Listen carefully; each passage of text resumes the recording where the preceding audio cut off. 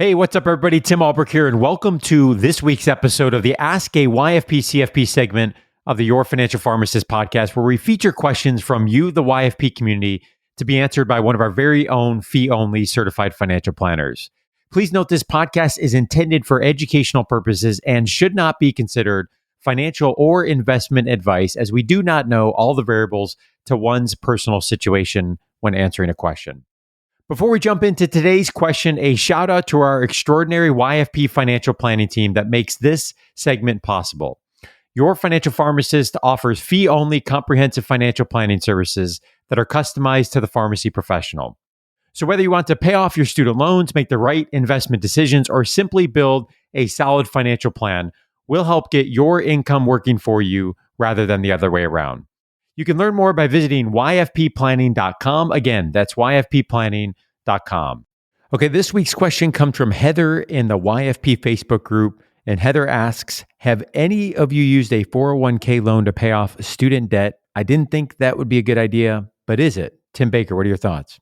I typically say no. Sometimes you see this if you are trying to consolidate or get rid of some high interest debt like credit card debt. So I've been talking with some prospects recently who, have some pharmacists that have, personal loans or credit card debt that, ranges anywhere from 15 to, 20% interest. So in those cases, it might make sense. With student loans, I typically would say no, especially in the market that we're in now with federal loans, being 0% interest for the CARES Act. And even after that, I typically say the dividing point is the 6%. So if you're under 6% for loans, I typically say that's a pretty decent rate for student loans. If it's over 6%, it's a little bit more on the high side. But even that, I would probably still say that the money in your 401k is best kept in your 401k. What we've always said is it's time in the market versus time in the market. So if you can keep your money there and it does its thing over 10, 20, 30 years, that's going to be the best recipe for, I think, long-term wealth building. That said, efficient payoff of debt is another factor in that. So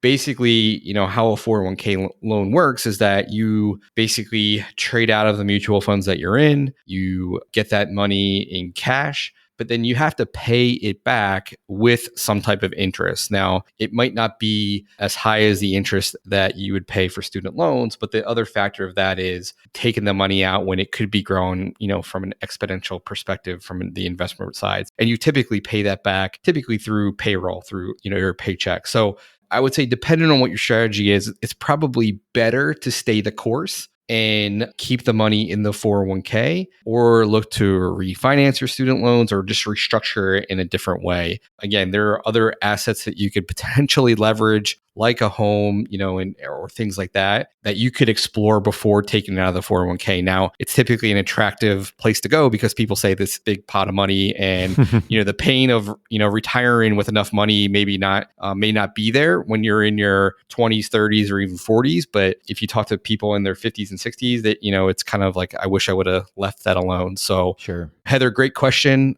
Definitely a question that comes up a bit, but I would probably leave it go and then look at different alternatives.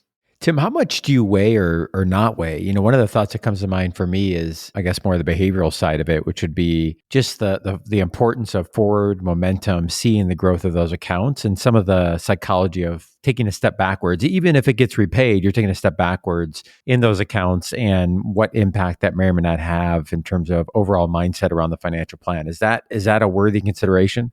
Yeah, I think so. I mean, I think some people are really motivated by getting rid of debt. Yeah. Some people are really motivated by seeing their investment, their nest egg grow. So I think it kind of depends on what side you are on the coin, there. Some people, and we see this in credit cards sometimes, is, again, I was talking to a prospective client and they're on that hamster wheel. It's I pay down my credit cards and then stuff happens and I roll it into a personal loan, and then the credit cards balloon and then they do it over and over again. So it's one of those things that, not to say that you have to fix the systemic problem, because student loans are not a recurrent issue in a sense, and, you're going to go back to school and spend another $150,000 or $200,000. But there's also kind of the Band-Aid approach, so to speak, money is fungible, so you can move it from one category to the other, and you want to do that in the most efficient way possible. But there is the human element. So if we're kind of repeating the cycle with certain amounts of debt or certain types of debt, we want to make sure that we kind of fix that behavioral issue before we can kind of really build real wealth. So I think it goes back to what your motivation is. I talk to people that literally will say, I do not want any kind of debt, even my home. And even though money is really cheap right now, they're like, I'd rather be really aggressive because in my heart of hearts, I'll feel the best when I'm not really beholden to any bank for my house or anything like that. So Sure. Those are things to consider, because when you get to that point, then,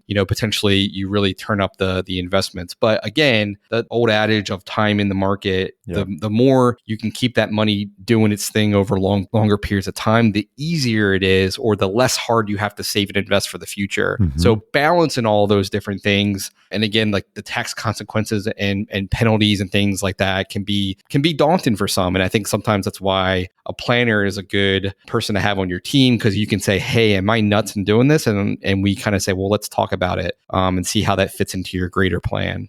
Great stuff. And again, Heather, thanks for the question. Thanks for your participation in the Facebook group, and also appreciate the community reaching out and providing their input as well. And for those listening, if you're not yet a part of the Your Financial Pharmacist Facebook group, we'd love to have you. Over 8,000 pharmacy professionals all across the country helping one another on this journey as we all try to achieve financial freedom. And if you have a question you'd like to have featured on a future episode of the Ask a YFP CFP segment of the show, please go to yourfinancialpharmacist.com/ask YFP, or shoot us an email at info@yourfinancialpharmacist.com. Have a great rest of your week.